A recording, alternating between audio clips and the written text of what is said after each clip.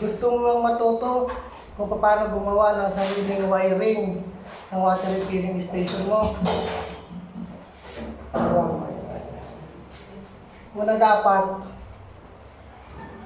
hindi ka takot kumabit ng grinder tsaka barena. Tsaka syempre dapat may mga gamit din.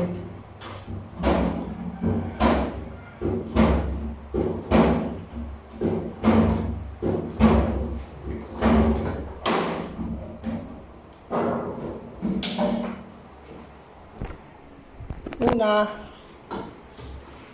maglalagay ka ng ganyan, yung railing.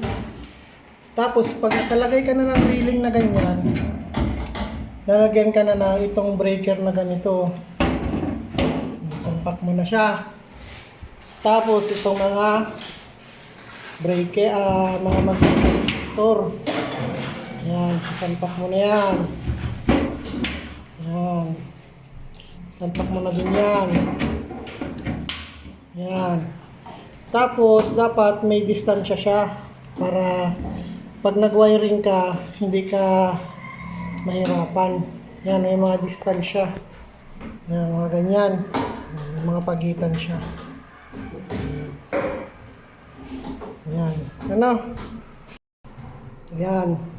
Nakakaisa na ako. Kakabit ko ulit yung isa. Ito naman, ikakabit ko naman itong isa.